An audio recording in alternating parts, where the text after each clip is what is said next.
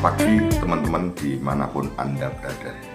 Teman-teman, video saya ini akan menceritakan tentang kemarin saya ditelepon dari salah satu penggemar Astabrata. Jadi dia tidak sabar ingin seperti apa prediksi pentas Mas Akbar tanggal 2 Mei 2026 yang notabene pada malam itu banyak sekali dalang-dalang top yang juga pentas. Seperti itu teman-teman. Sebelum berbicara tentang itu, teman-teman perlu saya sampaikan ya, ini penting teman-teman. Jadi untuk subscriber saya, para penonton saya, jadi membuat konten seperti saya ini tentu punya resiko ya. Punya resiko ya. Itu sudah saya sadari. Jadi kalau konten saya itu meliput wayang, kemudian saya beri judul yang menarik-menarik, itu sebenarnya selesai tanpa risiko. Tapi kalau saya tentu punya risiko. Itu saya ambil karena memang ya atas masukan-masukan dari beberapa teman dikala saya mulai merilis sebuah channel yang seperti ini. Tentu Anda punya risiko tetapi ya siapa sih orang yang tidak mau mengambil risiko dalam hidup ini. Misalnya begini, sing paling wangel itu bila ada komentar-komentar yang memojokkan saya. Yang paling wangel. Jadi kalau kita mengkritik itu yang paling sulit kalau juga kita ini dibalik dikritik. Misalnya seperti dikatakan saya channel ini ngatok, channel ini golek cuan saja, kan seperti itu, macam-macam mas pokoknya. Akhirnya ya saya tanggapi biasa saja, wong mereka pengen berpendapat monggo saja. Di media sosial itu seperti itu. Ini adalah alam demokrasi teman-teman ya.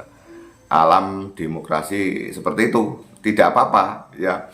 Kalau mungkin penting kadang-kadang saya gunakan sebagai contoh saja. Saya menghormati, monggo berpendapat positif ya oke, negatif terhadap saya tidak apa-apa. Tetapi kalau saya meyakini bahwa yang saya sampaikan sudah benar ya wis gak apa-apa. Tapi kalau Anda tetap berpendapat seperti itu, monggo gak apa-apa gitu loh.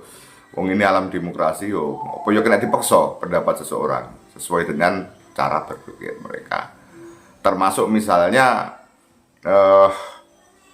saya mendapatkan kritikan-kritikan dari ya baik yang masuk ke WA saya, ya saya tanggapi dengan berusaha tanpa emosi dulu teman-teman. Akhirnya oh ya bener ya, ternyata ada benarnya juga ada salahnya seperti itu. Itu akhirnya menambahkan wawasan, menambahkan pengetahuan, pengalaman dari saya. Itu teman-teman ya. Jadi seakan-akan tuh kalau mendapatkan kritikan itu dunia seperti kiamat. Setelah saya cermati, oh iya enak bener deh kok, enak bener deh. Ya seperti itu.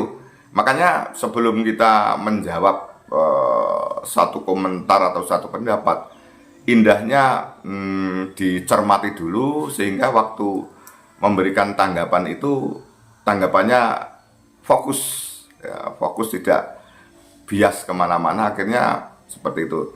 Oleh karena itu saya yus pokoknya sing pendapat apa saja tetap saya hargai, paling tidak beliau-beliau ini melihat channel saya itu loh. Dan ada beberapa yang akhirnya oh ternyata setelah saya lihat, saya cermati, saya simak semuanya, saya keliru om. Ada satu dua, alhamdulillah yang akhirnya tahu. Tapi kalau yang belum ya enggak apa-apa, tenang saja ya, ini alam demokrasi teman-teman ya. Kemudian teman-teman ada bel, nggak tahu kok bel-belan dengan saya. Intinya beliau adalah penggemar Mas Akbar Salam dan mungkin juga tahu seluk-beluk tentang Mas Akbar Salam. Intinya begini, Om, pentas tanggal 2 Mei nanti prediksi Anda seperti apa? Yo rapopo toh, biasa ya bagus. Enggak, saya itu nggak sabar Om. Saya itu pengen melihat Mas Akbar Salam pentas pertama bulan Mei itu seperti apa. Ya karena ngomong lama, akhirnya saya juga memberikan pendapat yang normatif saja teman-teman. Karena kita ini kadang-kadang seperti saya katakan jarkoni wari ujar tidak bisa ngelakoni. Itu loh. Akhirnya ya karena dia pengen menyampaikan, ya saya sampaikan sebisa saya. Segaduk-gaduk nalar saya, orang pengen mendapatkan penjelasan atau pendapat saya, ya saya beri pendapat. Yang penting pendapat saya itu sifatnya tidak merugikan siapa-siapa. Nah, akhirnya begini, kalau tanggal 2 Mei nanti menurut saya, satu, bahwa 2 Mei itu dalang-dalang kondang juga banyak yang pentas ya. Termasuk dalang-dalang seusia Mas Akbar, di bawahnya Yusuf Ansor ya pentas, Mas Gading juga pentas. Yang pertama, materi. Jadi materinya Mas Akbar itu bagus. Materi artinya bahannya. Selain sinden-sinden Astabrata juga ada sinden Yuvika, ada si Mbak Sopoki Renjel, ada Mbak Birgita Ayu, apalagi ditambah Prigel Pangayu Anjarwening. Nah kemudian seperti apa Om prediksinya? Ada dua kemungkinan, tetap ada 2 atau 3 kemungkinan ya. Sukses, biasa-biasa saja, gak patek sukses. Itu pasti, semua orang melangkah itu pasti ada 2, sukses dan mungkin yang bahasa yang mudah, tidak sukses. Nah sekarang kalau materinya kan sudah bagus. Materinya Mas Akbar untuk tanggal 2 Mei itu luar biasa. Itu istilahnya itu kan yo pemeriah biasa tapi rasa bintang tamu, seperti itu loh ya teman-teman. Dan ada bintang tamunya Mbak Prigel Pangayu Anjarwening. Hanya begini, diusahakan semua, baik Mas Akbar Salam, moodnya terjaga, sinden-sinden moodnya terjaga. Sebelum pentas, suasana diciptakan suasana gembira. Kemudian perbedaan pendapat, karena kalau dalam mau pentas seperti itu banyak perbedaan pendapat. Dari kru sudah begini, kemudian si tuan rumah menghendaki begini. Kadang-kadang misalnya MC mendapatkan masukan-masukan gini, tanpa musyawarah dengan dalang mengambil kebijaksanaan, kadang-kadang itu terjadi ya salah paham, tapi setelah dijelaskan menjadi mengerti, seperti itu. Kemudian teman-teman, penyutradaraan ya, yang saya sampaikan ini yo saisaku. Materi yang ada, bintang tamu meriah yang ada itu, yang penting penyutradaranya Mas Akbar. Tidak gampang. Jadi Mas Akbar berarti mikir double teman-teman. Nek pelawaknya kan dibantu pelawak.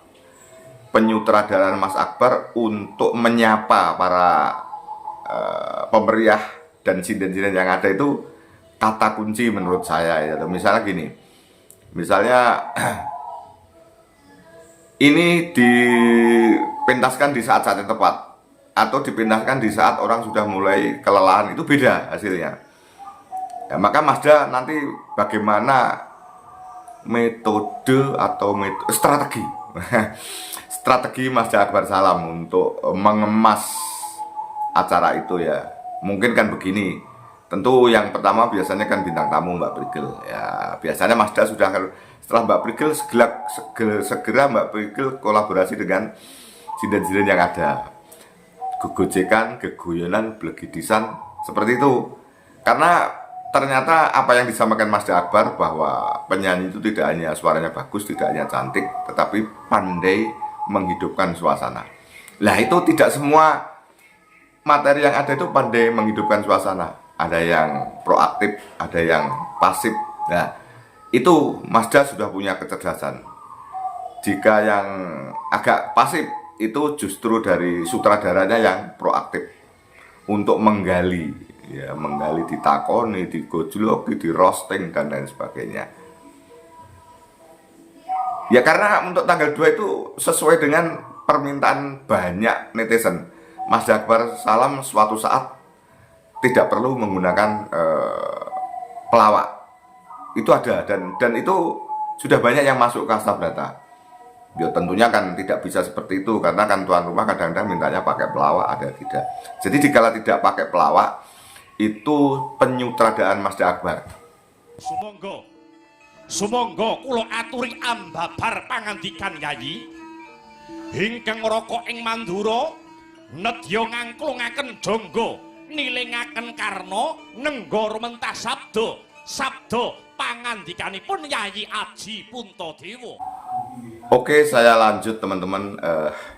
Ini perlu saya sampaikan, misalnya video saya itu dilihat Mas Akbar atau dicermati tim kreatifnya serta kru, mohon maaf ya, yo jenenge YouTuber yo sing ngene iki. Yang penting saya tentunya hanya memberikan pendapat secara normatif saja. Ya, pendapat secara normatif. Inilah yang bentuk bisa dikatakan kritik atau masukan nih, teman-teman. Sopo aku ora iso memberi masukan. Karena ada yang minta pendapat saya sampaikan di sini. Jadi begini. Misalnya yang terjadi materi yang sudah bagus di antara pemeriah yang ada itu, materinya Mas Akbar itu mungkin ampuh. Menurut saya itu orang-orang yang dinanti netizen sampai orang yang penggemar beratnya Mas Akbar nelpon saya karena aku gak kanti, aku pengen menyaksikan tanggal 2 Mei itu ya. Seperti itu yang menurut saya sampaikan. Jadi begini, resumenya saja ya. Jadi materi sudah bagus, usahakan semua saling menjaga mood di pentas pertama bulan Mei, karena pentasnya akan berderet-deret. Kalau pentas pertama bagus, ke belakangnya pasti akan bagus ya. Ya, kemudian ya itu karena tidak ada pelawak, justru Mas Akbar punya peran sebagai konduktor, sebagai dirijen, sebagai ownernya, sebagai orang yang punya otoritas. Misalnya terjadi 2 jam itu dihabiskan dengan Mbak Prigel misalnya, baru sindan-sindan yang lain, akhirnya situasinya bisa terjadi tidak sesuai dengan yang kita harapkan. Nah, itulah yang angel dari sutradara gitu. Makanya Mas Akbar, Mas Dalang Akbar harus terjaga bagus ya, jangan banyak miss di menjelang pentas seperti itu. Karena saya juga kadang-kadang kan melirik mendengar, yo, ternyata pernik-perniknya pentas itu yo seperti itu ya. Jadi kalau penonton itu tahunya kan yang ada di permukaan, tapi di belakang layar kan tidak tahu. Ya seperti itu. Nah, misalnya si Mbak Renjel nyanyi, Mbak Renjel langgam, baru selesai. Mbak Yovika nyanyi, selesai. Ya akhirnya menurut saya eman-eman, kesannya kurang bagus. Maka pembagian waktu dalam 2 jam itu harus dibagi rata, karena keempatnya itu semua sebenarnya kelas bintang tamu itu, teman-teman. Kelas bintang tamu hanya tidak dicantumkan, tidak ditulis pemeriah seperti itu. Itu teman-teman yang saya sampaikan ya, ini saya bocori seperti itu yang saya sampaikan kepada penggemar berat Mas Akbar, karena beberapa kali pentas saya sering ketemu, ngomong-ngomong, bahkan ngomong-ngomong sampai pagi itu loh teman-teman ya. Jadi seperti yang disampaikan Mas Akbar Salam, bahwa sinden itu tidak cukup cantik, suaranya bagus, tapi ada hal-hal lain secara entertainment itu yang membuat pintu masuk dia menjadi terkenal. Saya kira saya sangat setuju, yaitu ya. Jadi sebelum menyanyi dan setelah menyanyi itu paparan-paparan apa, guyonan-guyon apa, gimmick-gimmick apa, joke-joke apa yang disampaikan, itulah yang membuat penonton menjadi tertarik, menjadi senang. Di lain tentu nyanyinya harus bagus, aktingnya harus bagus, ekspresinya harus bagus. Di beberapa kesempatan dulu kemarin ya, agak beberapa lama, ternyata ada seorang sinden yang sempat teleponan dengan saya, minta diberi masukan. Loh, saya itu bukan pelaku seni, saya nggak ngerti Mbak ya. Tapi kalau saya selaku penonton, menurut saya begini, ibaratnya makanan, sampanku hidangan enak, tetapi bumbunya kurang nendang saja, kurang pedes, asinnya kurang, gitu ya. Pedes asin maksudnya bagaimana? Yo, sampan seorang seniman pasti tahu, tinggal ditingkatkan sedikit, ya. Tetap dengan style Anda ya, jadi Anda jangan membuat style ya seperti orang lain. Style Anda cari, golek ono ciri khas Anda itu seperti apa, seperti itu. Itu yang pernah saya sampaikan ya.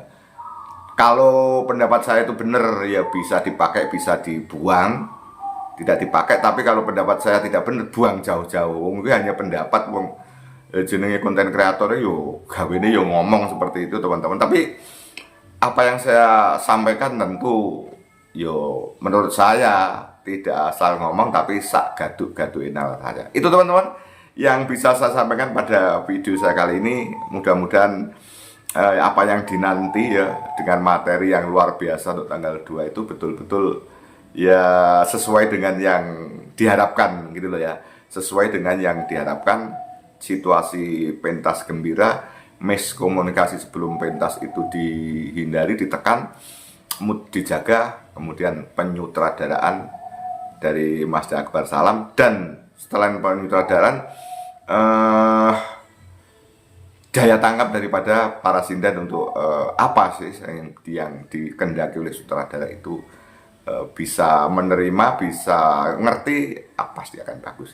Demikian, ada kurangnya minta maaf. Akhirnya wassalamualaikum warahmatullahi wabarakatuh. Sampai jumpa.